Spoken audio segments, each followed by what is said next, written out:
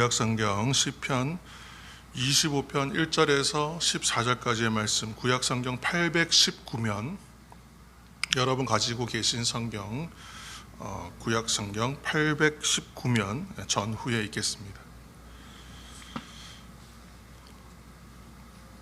시편 25편 1절에서 14절까지의 말씀, 구약성경 819면에 있는 성경에 있는 말씀을 우리가 함께 합독하여 가정에서도 한번 큰 소리로 한번 읽으시기 바랍니다.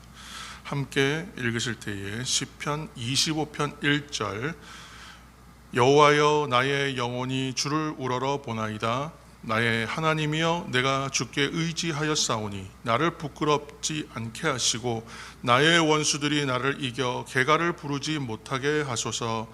주를 바라는 자들은 수치를 당하지 아니하려니와 까닭없이 속이는 자들은 수치를 당하리이다. 여호와여 주의 도를 내게 보이시고 주의 길을 내게 가르치소서. 주의 진리로 나를 지도하시고 교훈하소서. 주는 내 구원의 하나님이시니 내가 종일 주를 기다리나이다. 여호와여 주의 긍휼하심과 인자하심이 영원부터 있었사오니 주여 이것들을 기억하옵소서. 여호와여 내 젊은 시절의 죄와 허물을 기억하지 마시고 주의 인자하심을 따라 주께서 나를 기억하시되 주의 선하심으로 하옵소서. 여호와는 선하시고 정직하시니 그러므로 그의 도로 죄인들을 교훈하시리로다. 온유한 자를 정의로 지도하시며 온유한 자에게 그의 도를 가르치시리로다. 여호와의 모든 길은 그의 언약과 증거를 지키는 자에게 인자와 진리로다. 여호와여 나의 죄악이 크오니 주의 이름으로 말미암아 사하소서. 여호와를 경외하는 자 누구냐? 그가 택할 길을 그에게 가르치시리로다. 그의 영혼은 평안히 살고 그의 자손은 땅을 상속하리로다. 여호와의 친밀하심이 그를 경외하는 자들에게 있으며 그의 언약을 그들에게 보이시리로다. 아멘. 오늘은 역경 속에서 피어나는 아름다운 꽃이라는 제목으로 함께 은혜를 나누고자 합니다. 오늘은 코로나 확산으로 인하여 저희가 전면 비대면 예배 이번 주는 이렇게 드리게 되었습니다. 그래서 제가 지금 1인 방송으로 진행하다 보니까 상당히 어색합니다만 여러분의 함께 지금 화면 너머 각 가정에서 함께 예배 드린다고 생각하고 함께 지금 예배한다는 마음으로 그렇게 함께 예배하고 있습니다. 하나님께서 여러분 각 가정 가운데 또한 이 자리에 또 여러분 삶의 자리에 항상 풍성하게 은혜로 임하실 줄로 믿습니다. 또한 임하시기를 축복합니다. 우리나라 그 최대 감귤 산지는 당연히 잘 아시는 대로 제주도입니다. 근데 제주도가 이처럼 감귤 산지가 된 유래는 어디 있을까?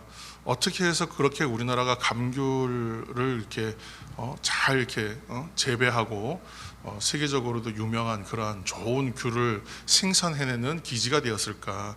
그렇게 이제 알아보니까 이 일에 대하여 결정적인 공로를 세운 분이 있더라고요. 항상 일의 시작은 처음에 헌신한 한 사람, 썩어지는 열매와 같이 씨앗과 같이 섬긴 한 사람이 있더라고요. 그런데 그분이 누구냐면 바로 유명한 세계적인 농학자이며 육종학자로 우리가 저희는 이제 초등학교 때 위인을 찾을 때 항상 이분이 이름이 이제 저도 기억이 나는데 우장춘 박사라는 분이 그렇게 헌신했습니다.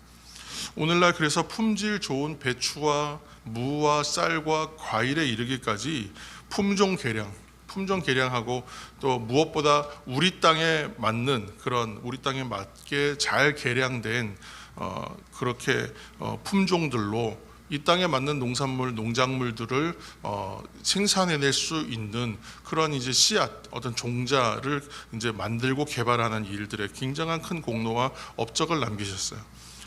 이분의 삶을 보니까 이분의 삶은 이제 격변의 시대이죠. 그래서 일본에서 또 아버지는 조선 사람이고 어머니는 일본 사람인 시대, 그렇게 격변의 시대에 태어나셔서 어떻게 보면 굉장히 부끄러운 가족사를 안고 있습니다. 또 아픈 가족사이기도 합니다.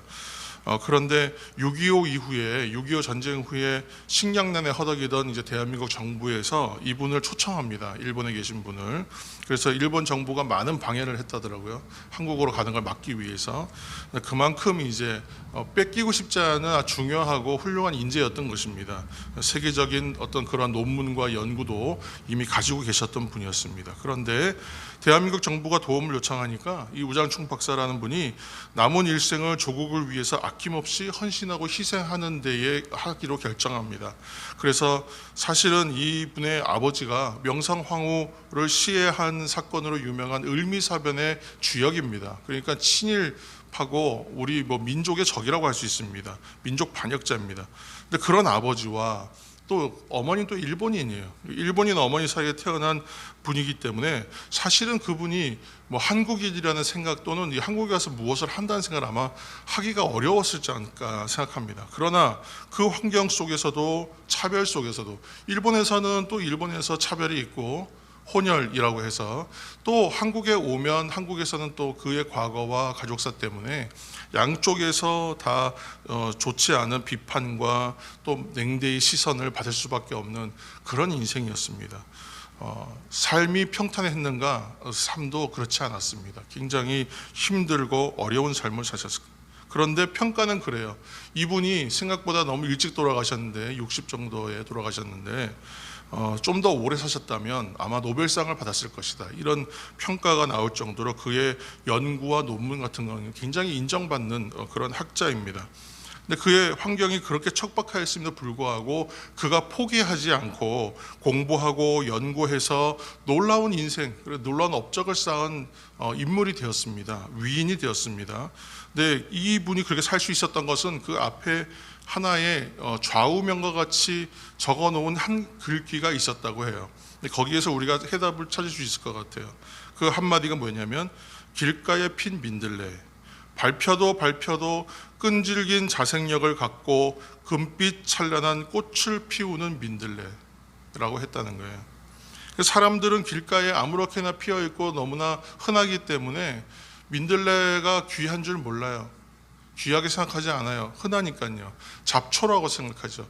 그래서 저도 어렸을 때 시골에 살았을 때 시골길을 이렇게 걸으면 논 사이에 있는 그런 길들을 걸어가면 길가에 항상 피어 있는 게 민들레입니다. 사람들이 밟고 다녀요. 그런데도 땅이 그렇게 다 밟혀서 이제 마른 땅이 되고 단단한 흙이 되었는데도 불구하고 거기에서도 솟아올라서 피어나는 게 민들레더라고요. 그리고 나서 결국 어떻게 해요? 결국 꽃을 피워요. 황금빛 빛나는 아름다운 꽃을 피웁니다. 그래서 우장춘 박사가 그렇게 밟혀도 끈질긴 자생력을 갖고 금빛 찬란한 꽃을 피운다. 민들레는 그렇다라고 하는 것을 자기의, 그래서 길가에 민들레처럼 내가 살겠다라는 좌우명을 가지고 삼았다는 거예요. 그래서 낙심하고 포기하지 않았답니다. 그래서 고난과 역경도 이겨냈다고 합니다. 사랑하는 성도 여러분, 우장춘 박사처럼 유명하지도 또 알려지지도 않은 사람들이지만 수많은 신앙의 사람들은 환난과 고난과 역경이 다가왔을 때에 이것을 하나의 내가 완성해지기 위한, 내가 사람 되기 위한, 나의 나 되기 위한 하나님께서 만들어주신 사람으로서의 완성되어간 하나의 과정으로 여겼다는 거예요. 그래서 오히려 그 시기와 어려움과 위험의 시간들과 고통의 시간들을 겪고 감내하면서 감당해내면서 그 시간에 오히려 영적인 도약을 한 단계 이뤄내는 시간들로 삼았다. 오히려 그런 계기가 되었다. 그런 간증을 참 어렸을 때부터 너무나 많이 듣고 저는 자랐습니다. 여러분도 아마 많이 들으셨을 겁니다. 우리가 잘 알다시피 고난과 역경이란 시간들이, 그런 일들이 다가오면 기본적으로는 피하고 싶습니다. 어떻게 해서든지 그 고통을 면하고 싶은 것이 사람의 본성이고 마음이기 때문이에요. 시험과 환난의 삶이 다가온다고 생각해 보세요. 말로 써놓으면 괜찮지만 이게 나의 현실이라고 생각하면 너무나 힘들어요. 너무나 힘들지 않습니까? 시험과 환난의 삶이 다가오면 참으로 고통스럽고 견디기 힘든 거예요. 그러나 피할 길이 없다고 생각해 보십시오. 더 이상 피할 곳이 없어서 내가 막다른 골목에 몰렸어요. 그때의 인생은 둘 중에 하나를 선택해야 됩니다. 그냥 절망하고 낙심하여 거기에서 그냥 쓰러져 버릴 것인가, 아니면 어디인가의 도움을 끝까지 요청하거나 아니면 거기서 어떠한 방법을 찾아서라도 일어날 것인가를 결정해야 됩니다. 그런데 제 전화기에도 사실 1000 몇백 개가 넘는 굉장히 많은 전화번호가 제가 저장돼 있더라고요. 그렇지만 누구나 그래요. 어려움 당한 순간에, 절박한 어려움을 당한 순간에 막상 전화하려고 하면 선뜻 전화할 수 있는 곳, 그냥 편하게 전화할 수 있는 곳이 있습니까? 여러분 아마 거의 없으실 거예요. 그것이 많으면 참 감사한 일입니다만, 대부분의 사람들이 절박한 상황에서 아주 극단적이고 좋지 않은 선택을 하는 이유는 전화할 곳이 없어요. 도움받을 곳이 없다는 것이에요. 그래서 내가 더 이상 도움받고 내가 어떻게 이 상황을 벗어날 수 있는 방법이 없겠구나라고 생각하면, 정말 인생의 막다른 길에 도착하면 그때는 낙심하고 절망하고 자포자기한다는 거예요. 그렇다면 무엇이 우리를 포기하지 않게 하고 낙심하지 않는 그런 힘이 되겠습니까? 무엇이 우리가 이 역경과 고난을 헤쳐나갈 수 있는 힘이 되겠습니까? 사랑하는 성도 여러분, 첫째로 하나님을 향하시길 바랍니다. 하나님을 향하시길 바랍니다. 너무나 원론적인 이야기라고요. 역대하 32장 20절 말씀에 이런 말씀이 있습니다. 히스기야 왕에 대한 이야기인데, 이러므로 히스기야 왕이 아모스의 아들 선지자 이사야와 더불어 하늘을 향하여 부르짖어 기도하였더니 아멘. 남유다의 유명한 히스기야 왕, 믿음의 왕이요, 또 선정을 베풀었고 하나님 앞에 의로운 인물이었다라는 이제 인정을 받습니다. 그런데 히스기야 왕이 고난과 어려움의 시기가 분명히 있었습니다. 아수르의 사네립의 침공을 받았을 때 어떻게 할 수가 없는 상황이라고 여겼어요. 막다른 골목이었어요. 그래서 선지자 이사야와 함께 선택한 것이 뭐였냐? 하늘을 향하여 부르짖어 기도하는 것. 하늘을 향하여 부르짖어 기도하였더니, 정확하게 이렇게 써 있습니다. 성경에. 하늘을 향하여 부르짖어 기도하였더니 하나님께서 놀라운 기적적인 은혜를 베푸십니다. 적을 물리칠 뿐만이 아니라 그 일로 인하여 주변의 나라들의 사람들의 시선을 받으면서 한 번에 존귀한 사람으로 인정받았기까지, 그렇게 변화된 삶이, 역전된 삶이 나타났다는 것이죠. 사람들은 사방이 막힌 것과 같은 고난과 역경의 문제가 다가오면, 그런 인생에 닥쳐올까 봐 두려워하고, 그런 문제가 오면 일단 겁을 먹습니다. 어떻게 할 바를 몰라요. 어떻게 할 바를 몰라요. 두려움과 공포의 시간이 다가오면요, 아무 생각도 나지 않는데요. 그래서 그렇게 좋은 선택과 좋은 결정을 하지 못하는 거예요. 어떻게 해야 될지 몰라요. 왜요? 훈련되어 있지 않기 때문에 그래요. 그런 일들에 대하여 어떻게 이겨내야 될지 방법을 찾지 못하기 때문에 그렇게 되는 겁니다. 그럼 겁을 먹습니다. 그래서 주저앉는 거예요. 그러나 사방이 막혀, 우리가 항상 얘기하는 거죠. 항상 사방이 막혀 있다고 여겼을 때에 우리가 바라볼 곳이 한 곳이 있습니다. 바로 늘 열려 있는 한쪽 방향이죠. 아래쪽은 막혀 있어요. 사방이 다 막혀 있습니다. 그러면 열려 있는 곳은 어디입니까? 하늘밖에 없어요. 그래서 하늘을 향해, 여기서 하늘을 향해는 하나님을 향하여, 여러분 한번 해보시기 바랍니다. 하늘을 향해, 또 다시 한번 해보시기 바랍니다. 하나님을 향하여. 아멘. 이 땅에 오직 주밖에 없습니다. 그렇게 고백하는 거예요. 이 땅에 오직 주밖에 없습니다. 하늘을 향해, 하나님을 향해, 그렇게 외치시기 바랍니다. 입술로 고백하시길 바랍니다. 그렇게 기도하면 결코 외면하지 않으시는 하나님을 만나게 됩니다. 그리고 나를 낙심케 하는 역경과 고난의 문제가 어떻게 해요? 나를 오히려 새롭게 하여 새로운 영적인 한 단계의 도약이 일어날 수 있도록 인도하신다. 여러분 인생을 지나고 나서 판단하고 생각해 보면, 잘 평가해 보십시오. 그러면 놀랍게도 그 고난을 지나고 난 다음에 내가 더 성숙해져 있는 것을 발견하게 됩니다. 상황을 전복시키신다는, 뒤집는, 상황을 역전시키신다. 극복하게 하시는 하나님. 그 하나님은 우리들의, 여러분들의 막힌 현실의 문을 열어주실 뿐만이 아니라 영적으로 한 단계 더 성숙하고 도약하게 하시는 그러한 은혜의 기회로 삼게 하여 주실 줄로 믿습니다. 두 번째로 회개의 기도를 드리시기를 축복합니다. 우리가 계속 이 회개의 기도에 대한 얘기, 회개에 대한 얘기, 회개의 삶에 대한 얘기, 회개가 무엇인가에 대하여 계속 나누고 있습니다만, 오늘 이제 이 말씀 가운데도 다시 한번 하려고 합니다. 시편 25편 1절, 이제 오늘 말씀입니다. 함께 보시겠습니다.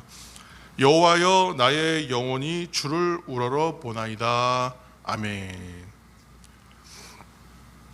때로 어쩔 수 없어서, 어쩔 수 없는 불가항력적인 상황, 방금 얘기한 것처럼 사방에 다 막혀 있고 어떻게 도움의 방법이 없다, 절망할 수밖에 없는 그런 불가항력적인 상황, 두려움에 주저앉은 상황에 우리가 있을 때에 정말 그때에 제가 말씀드린 것처럼 한 곳 다 막혀 있는데 한 곳만 열려 있구나. 그리고 이제 바라본 것이 하늘이에요.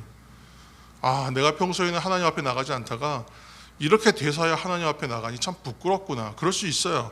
그렇지만 어떻게든지 불가항력적 상황에 떠밀려서, 내가 정말 등 떠밀려서 내가 생각지도 않았던 방법인데 하나님 앞으로 나아갔다. 여러분, 부끄러워할 필요가 없습니다. 그 자체, 그렇게 떠밀려서 갔다 할지라도 하나님 앞에 나아가는 것은 그 자체로 은혜인 줄로 믿으시길 바랍니다. 그러나 할 수 있다면, 할 수 없어서 그렇게 된 거예요. 그렇지만 할 수 있다면 여러분, 내 영혼이 항상 하나님을 우러러 볼 수 있도록 그렇게 여러분 훈련돼야 합니다. 연습해야 합니다. 의지적으로 그렇게 해야 합니다. 할 수 있는 대로 내 영혼이 하나님을 우러러 보게 하자는 말씀입니다.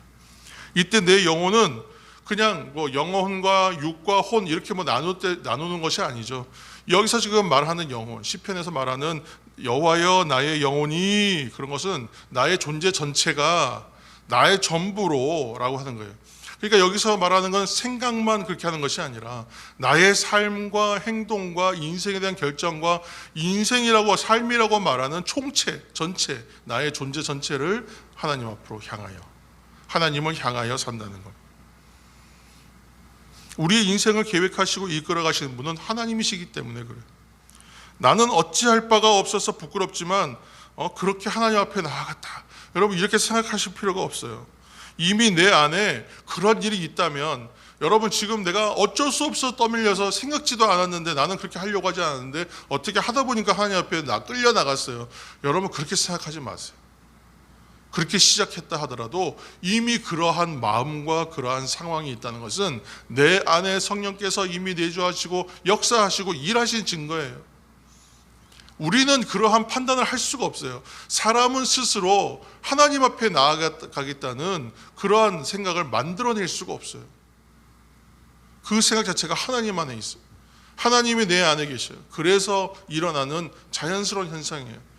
내가 굴복하고 순종하지 않았다가 내가 약해지면서, 나의 주장이 약해지면서 하나님의 생각이 드러나기 시작해요. 그래서 그렇게 고백된 것이죠. 이미 은혜로 하나님을 향하여 나아갔잖아요. 삶의 방향이 바뀌고 있는 것이죠. 이것이 회개입니다. 알 수 없는 눈물이 나고 나의 그 죄가 다 드러나고 부끄럽고 막 앞에서 통곡하게 되고, 그러한 현상만을 회개라고 하지 않고 그것은 회개의 현상이에요. 회개하는 사람의 모습이에요. 하나의 지극히 작은 모습. 삶이 바뀌니까, 이 삶이 바뀌니까 그 감격과 감동이 있습니다. 그래서 사람이 그렇게 통곡하게 되는 거예요. 세상을 의지하고 그 안에서만 방법을 찾던 인생이, 오늘 이제 2절 상반절 말씀 보시면 내가 주께 의지하였사오니 그러죠. 2절 말씀에 보시면 나의 하나님이여 내가 주께 의지하였사오니 그래요. 인생이 방향이 바뀐 거예요. 삶의 방식이 바뀌었다는 거예요. 그러니까 회개는 방향이 바뀌는 것을 말하는 것이고, 그래서 회개는 은혜입니다. 이렇게 시작됩니다. 회복이. 여러분, 회복이 시작돼요. 그렇게 되면 이 회복을 온전히 나를 하나님 앞에 맡기는 자리까지 나아가야 돼요. 이때에 하나님 앞에 모든 것을 맡기고 나아가는 것은 나의 이제 믿음으로 하는 기도의 자리까지 나가게 됩니다. 그래서 멈추지 마시고 그렇게 시작된 기도는 멈추면 안 돼요. 계속 하나님 앞에 나아가서 기도하시기 바랍니다. 거듭하여 말씀드리지만 기도 그 자체가 믿음의 행동입니다. 모든 기도를 하나님은 들으세요. 왜요? 이미 이 기도를 한다는 것 자체가 성령께서 나를 믿음의 행동을 하게 만드시는 것이고, 그렇게 나아가 믿음으로 드리는 기도는 하나님이 다 들으시는 거예요. 그렇죠? 그러므로 내가 기도의 자리로 나아가면 이미 은혜의 회복과 믿음의 어떤 성장이 동시에 일어나고 있는 것입니다. 세 번째로, 무엇보다 하나님의 말씀이 성경을 여러분 신뢰하시기 바랍니다. 성경을 인정하시기 바랍니다. 성경을 신뢰하시기 바랍니다. 하나님의 말씀입니다. 제가 3년 동안 여기 대구에 오기 전에 3년 동안 지냈던 곳이 강원도입니다. 근데 강원도에는 지형이 막 산악지형이잖아요. 산이 굉장히 큽니다. 그러다 보니까 옛날에는 다 산을 돌아서 갔대요. 그러니까 길이 전부 꼬불꼬불해서 몇 시간, 지금은 3시간이면 가는데 옛날에 7시간, 8시간 걸렸다는 거죠. 근데 지금은 터널이 그렇게 다 뚫려가지고, 그러니까 우리나라에서 길고 큰 터널들은 아마 대부분은 아마 강원도에 다 있을 겁니다. 근데 그 터널을 들어갈 때 상당히 긴 터널이거든요. 터널만 몇 킬로예요. 그러면 그 터널을 들어가면 터널 안이 밝아요, 어둡습니까? 어둡죠. 어두운데 우리가 운전해서 터널을 지날 때 두렵습니까? 아니면 운전하는데 어렵습니까? 그렇지 않아요. 처음에 밝은 곳에 있다가 어두운 곳으로 들어가니까 조금 조심해야 되는 건 사실이에요. 그러나 대부분의 운전자들이 터널 안에서 그렇게 어렵지 않습니다. 운전하는데. 왜 그렇습니까? 터널 안에 안내하는 불빛이 항상 있기 때문에 그렇습니다. 터널에 불이 꺼지면 큰일이 난 겁니다. 터널에는 불이 꺼지지 않아요. 항상 불이 켜져 있습니다. 그래서 만일 불빛이 없다면 너무나 위험할 수밖에 없을 거예요. 왜냐하면 차량들이 그러면 방향을 다 잃고 차선을 이탈해서 큰 사고로 이어질 것이기 때문에 그렇습니다. 근데 시편 119편 105절에 유명한 하나님의 말씀이 있죠. 주의 말씀은 내 발의 등이요 내 길의 빛이니이다. 아멘. 제가 한번 더 읽겠습니다. 주의 말씀은 내 발의 등이요 내 길의 빛이니이다. 아멘. 마치 불빛이 없는 터널과 같이 여겨지는 것이 인생길이에요. 인생길을 터널에 비유할 수 있어요.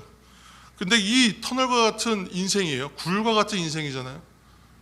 분명히 입구와 출구가 있다는 것은 알고 있어요. 그런데 그 가운데에 빛이 없다고 생각해 보세요. 인도하는 빛이 없다고 생각해 보세요. 여러분 그 터널을 어떻게 통과하겠습니까? 큰 사고, 생명을 잃게 되지 않겠습니까? 너무나 두려워서 앞으로 나갈 수가 없지 않겠습니까? 그런데 오늘 뭐라고 하냐면 그 인생에, 터널과 같은 인생에 불빛이 있다. 주의 말씀이 내 발의 등이 되어주시고 내 길의 빛이 되어주신다라고 말합니다. 할렐루야. 오늘 본문 시편 25편의 구성이 참 재밌어요.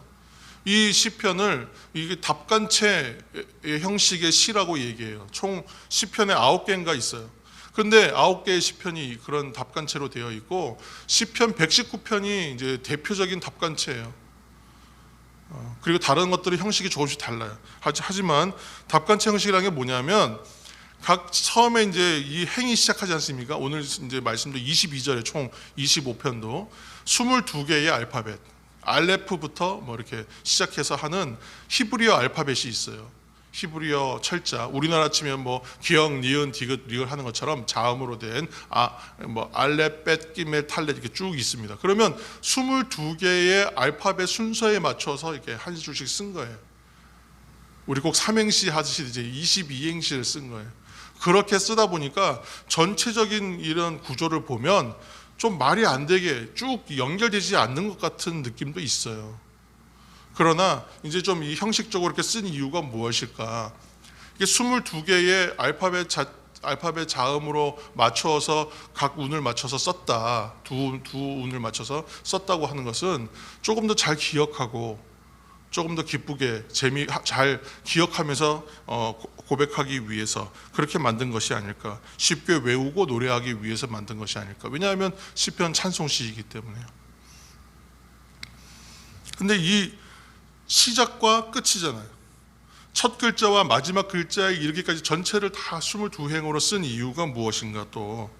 왜냐하면 우리의 인생의 처음부터 마지막까지, 우리의 인생 시작과 마지막까지, 나의 삶 전체, 그죠? 나의 영혼이라고 말했던 내 삶 전체가 하나님 손에 붙들려 있는 인생이다라는 것을 이 찬양으로 고백하기 때문에 그렇습니다. 그래서 오늘 시편에서 시인은 이렇게 고백해요. 시편 25편 4절과 5절 말씀 우리가 한번 찾아서 함께 읽겠습니다. 시편 오늘 말씀 4절과 5절 함께 읽겠습니다. 여호와여, 주의 도를 내게 보이시고 주의 길을 내게 가르치소서. 주의 진리로 나를 지도하시고 교훈하소서. 주는 내 구원의 하나님이시니 내가 종일 주를 기다리나이다. 아멘. 지금 그 고백하는 시인은 물론 다윗입니다. 근데 시인은 지금 막막해서 낙심할 수밖에 없는 현실을 만났어요. 역경과 고난의 순간을 만났어요. 자, 근데 이 현실에서 뭐라고 하냐면, 나를 인도하여 주옵소서, 내게 교훈하시고 나를 지도하시고 내게 가르치시고 내게 보이소서. 내가 주님만을 기다립니다. 그렇게 지금 고백하고 있습니다. 지금 시인이 하고 있는 이 고백이 아무 근거도 없는 무의미한 넋두리인가? 그렇지 않죠. 실제로 하나님께서 그렇게 해 주실 것이다 라고 하는 분명한 믿음의 확신을 가지고 고백하고 있습니다. 무엇이 믿음의 확신의 근거가 될까요? 유명한 부흥사이고 설교자였던 찰스 스펄전 목사가 믿음에 대해서 이야기한 내용이 참 기억에 남습니다. 뭐라고 얘기했냐면, 우리의 믿음에 대해서 뭐라고 했냐면, 마치 항구에 잘 정박되어 있는 배와 같다 그랬어요. 정박됐다는 건 잘 묶여 있다는 것이죠, 밧줄로. 그래서 항구에 배가 정박되어 있어요. 그러면 그 배가 흔들립니까? 흔들려요. 파도가 몰려오면 이리저리 세차게 흔들릴 수 있어요. 그러나 그 배가 정박지에서 풀려납니까? 아니요. 잘 묶여 있기 때문에 풀려나지 않아요. 그래서 위험에 처하지는 않아요. 항구에 정박되어 있기 때문에 그래요. 이처럼 우리의 믿음도 뭐라고 하냐면 그리스도께 고정되어 있다. 여러분, 이 말씀이 이해되시죠? 이야기가 인생이 흔들릴 수 있어요. 내 믿음이라고 했는데, 내가 하나님 앞에 믿음의 고백을 했는데도 이 믿음도 얼마든지 흔들릴 수 있어요. 사람이기 때문에. 우리 인생이 약합니다. 그래서 흔들립니다. 그러나 우리의 믿음은 어디예요? 그리스도께 묶여 있다고요. 그리스도께서 이 끈을 놓지 않는 이상은요, 끊어질 일이 없어요. 그 사랑에서 끊어질 사람이 없어요. 여러분, 그래서 두려워할 필요가 없어요. 아멘이십니까? 아멘. 우리가 지금 코로나로 인한 어려운 현실을 살아가고 있어요. 대표적인 어려움에 지금 직면해 있는 것이죠. 지치고 낙심되는 현실은요, 눈에 보여요. 지치고 낙심할 수밖에 없는 현실이 우리 눈에 항상 보여요. 항상 다가와요. 그 일들이 늘 일어나요. 생각지 못한 일들이 일어나요. 생각지 못한 일들이 일어나서 오늘도 이렇게 비대면으로 예배하고 1인 방송까지 하면서 예배해야 되는 상황도 있을 수 있어요. 얼마든지 낙심할 수 있고요. 얼마든지 근심할 수 있어요. 제가 이 예배를 생각하면서 굉장히 그런 마음에 부담이 많았어요. 걱정이 됐었어요. 두려움이 있었어요. 그래서 하나님 앞에 기도했어요. 그래서 하나님께서 주신 말씀이 오늘 시편 25편의 말씀. 내 앞에 있는 현실을 하나님께서 여러 가지 인생의 문제들이 와서 나의 방법을 해방하면서 흔들어요. 우리의 인생을 또 흔들어요. 현실 속에서 여러분, 흔들리지 않는 인생은 없습니다. 그러나 여러분, 걱정하지 마세요. 걱정하면 안 돼요. 항구에 잘 정박된 배는 흔들리지만 안전한 것입니다. 성경은 하나님의 말씀입니다. 하나님의 말씀으로 우리가 얻는 유익이 있어요. 하나님의 은혜예요. 바로 방향을 알 수 없는 현실, 어둡고 빛이 없어서 한치도 앞을 갈 수가 없는 그 현실에 내 발의 등이 되어주시고 내 길의 빛이 되어주시는 하나님의 은혜가 있습니다. 바로 하나님의 말씀으로서의 성경 안에 그 진리가 있습니다. 또 하나는 무엇입니까? 잘 정박된 배가 파도가 세차게 오면요 흔들릴 수밖에 없어요. 그러나 안전해요. 그러나 괜찮아요. 왜냐하면 잘 묶였기 때문에. 그것처럼 하나님의 말씀 위에 서 있는 신앙과 믿음은요 그렇게 흔들려도 무너지지 않아요. 결코 무너짐이 없어요. 안전합니다. 사랑하는 성도 여러분, 마지막으로 하나님을 경외하는 그런 성도가 되시기를 이제 축복합니다. 오늘 이제 하나님 말씀 중에 마지막 12절에서 14절까지의 말씀을 우리가 함께 읽겠습니다. 12절에서 14절까지의 말씀. 여호와를 경외하는 자 누구냐? 그가 택할 길을 그에게 가르치시로다. 그의 영혼은 평안히 살고 그의 자손은 땅을 상속하리로다. 여호와의 친밀하심이 그를 경외하는 자들에게 있으며 그의 언약을 그들에게 보이시리로다. 아멘. 앞에 얘기를 다 종합한 이야기입니다. 우리가 새벽에 지금 읽고 있는 구약 성경은 이제 에스겔서입니다. 에스겔서를 통해서 발견하는 한 가지 메시지가 있어요. 여러 메시지가 몇 가지가 있지만 그 중에서 우리가 하나 강조했던 것이 뭐냐면 하나님을 알다라는 거예요. 하나님을 알아간다. 영어로 하면 knowing, knowledge가 아니라 knowing입니다. 하나님을 알아가는. 히브리어로 하면 야다라는 표현을 써요. 하나님 이제 알다라는 것인데 이 야다 곧 하나님을 안다는 거 할 때의 이 알미라고 하는 것은 머리로 아는 지식이 아니라 체험하여 아는 지혜.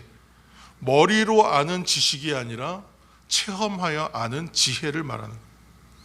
하나님의 말씀으로서의 성경을 신뢰하라 이렇게 말씀드렸는데 하나님의 말씀은 그래서 지식이 아니라 지혜입니다. 이것을 기억하시기 바랍니다. 대항해 시대에 이제 거대한 서양의 이제 제국들이 만들어지던 시대죠. 그래서 대항해 시대에는 이제 배를 타고 새로운 대륙과 새로운 어떤 그런 모험을 많이 했던 시대였습니다. 근데 대항해 시대에 그때 강국 중에 하나였던 스페인의 선원들이 대서양을 건넙니다. 범선을 타고. 그래서 대서양을 건너서 그들이 도착한 곳이 이제 어디가 목적지였냐면 남미 대륙을 찾는 거였어요. 오늘날의 남미 대륙. 그래서 남미 대륙에 도착했어요. 그런데 태풍과 뭐 여러 가지 어려움들 속에서 어떻게 간신히 도착했습니다. 그러다 보니까 이 사람들이 착각을 했어요. 지금 이제 그 어려운 풍랑을 겪으면서 자기들이 지금 남미 대륙에 도착해서 지금 그 유명한 아마존 강에 이미 들어왔는데 정신을 차려보니까 여전히 망망대해거든요. 왜냐하면 강폭이 워낙에 크니까 바다인 줄 알았던 거예요. 이미 배에는 식수와 식량이 다 떨어진 상태였고 뭐 지금 표류하다가 왔으니까요. 그리고 왔는데 이 사람들이 물도 없고 지금 먹을 것도 없습니다. 그래서 여러 사람이 죽어요. 직접적으로 죽는 이유는 뭐예요? 갈증 때문에. 물이 없어서 죽었다는 거예요. 배에 물이 이미 바닥에 났기 때문에 그랬습니다. 그런데 참 재미있는 거 아니에요? 참 이해할 수가 없는 거죠. 왜요? 이 사람들은 바다, 물 전문가들입니다. 선원들이에요. 대서양을 그 옛날에 그 배와 그러한 장비로 건넜다는 것 자체가 대단한 거 아닙니까? 그런데도 그런 전문가들임에도 불구하고 자신들이 지금 강 위에 떠 있다는 것을 깨닫지 못했어요. 그래서 지금 세상에서 가장 깨끗하고 가장 좋은 그런 생수들이 지금 그 위에 떠 있음에도 불구하고 그것이 자기들이 먹어도 되는 물인지를 알지 못했기 때문에 오히려 갈증으로 죽었다. 너무나 아이러니한 것입니다. 오히려 그들의 지식이 그들을 죽게 한 것입니다. 잘못된 지식이었던 것이죠. 우리들이 모든 것을 안다고 생각하지만 실제로는 가장 기본적인 지식도 깨닫지 못할 때에 그것은 알지 못함이다라고 하는 교훈이 되는 것입니다. 오늘 이제 14절 말씀에 보시면 14절에 여호와의 친밀하심이 그들을 경외하는 자들에게 있으며 그의 언약을 그들에게 뭐라고 하냐면 보이시리로다 그랬습니다. 우리가 볼 수 없기 때문에 그렇게 말씀하시는 거예요. 보이신다 할 때 이 보이신다는 것이 알게 하신다, 깨닫게 하신다라는 거예요. 하나님이 보여주지 않으시면 보지 못하는 것들이 있습니다.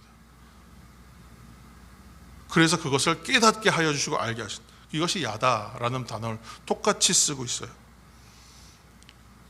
그래서 이 하나님께서 주신 말씀 여호와를 경외하는 자에게는 하나님이 맺은 언약을 늘 다시 한번 회복시켜 주시고 하나님의 친밀하심을 보여주시고 알게 하시고 이런 것들을 다 알게 하신다. 출애굽기 19장 5절에서 6절 말씀에 하나님의 놀라운 언약이 있습니다. 제가 읽겠습니다. 출애굽기 19장 5절에서 6절입니다. 세계가 다 내게 속하였나니 너희가 내 말을 잘 듣고 내 언약을 지키면 너희는 모든 민족 중에서 내 소유가 되겠고 너희가 내게 대하여 제사장 나라가 되며 거룩한 백성이 되리라. 아멘. 여호와를 경외하는 사람들에게는 이것을 알게 하겠다는 거예요. 이 관계를 알게 하시겠다는 거예요. 여호와를 경외하는 사람은 어떤 사람이에요?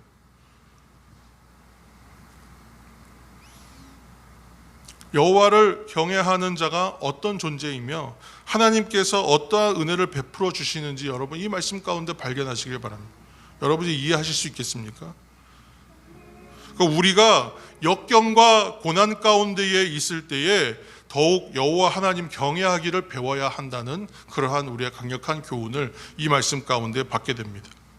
사랑하는 성도 여러분, 현재 여러분들은 어떠한 역경을 만나셨습니까? 어떠한 어려움과 고통 중에 계십니까? 당장 우리에게 와 있는 이 코로나가 큰 역경과 고난일 수 있죠. 이것으로 인하여 파생되어지는 불편함과 손해와 또한 피해와 갈등까지 고려한다면 상당히 큰 피해입니다. 또 건강의 문제일 수도 있죠. 또 관계의 문제일 수도 있죠. 사업상의 문제와 경제적인 문제일 수도 있습니다. 청년들에게는 취업과 어떤 결혼과 임신과 출산과 어떠한 장래 계획 이런 것들이 다 아마 포함될 것입니다. 이런 문제일 수 있습니다. 중요한 것은 우리가 어떠한 고통과 역경 상황에 있다 할지라도 살아계신 하나님을 향하여 하나님을 바라보는 일들로 이 일들을 돌파해낼 수 있습니다. 회개함으로 삶의 올바른 방향으로 살아나가면서 삶을 전환할 때에 하나님의 은혜의 삶으로 살아갈 수가 있습니다. 성경의 말씀을 신뢰함 가운데에 결국은 하나님을 경외하는 자리까지 나가서 그가 우리에게 주시는 언약을 회복하고 그가 가르치심과 지도하심을 우리가 누리고 경험할 수 있습니다. 그래서 그 삶은 어때요? 빛이 없는 터널을 지날 때에 안전함을 얻을 수가 있는 것입니다.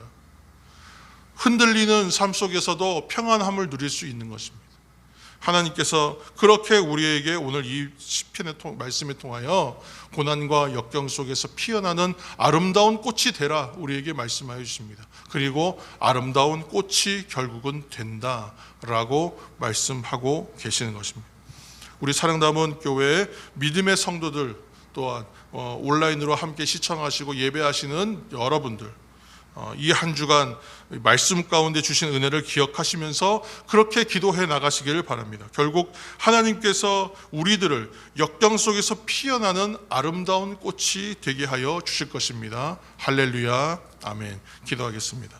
사랑의 하나님 감사합니다. 고난과 역경 속에서 피어나는 빛나고 아름다운 꽃과 같은 인생이 되게 하여 주옵소서.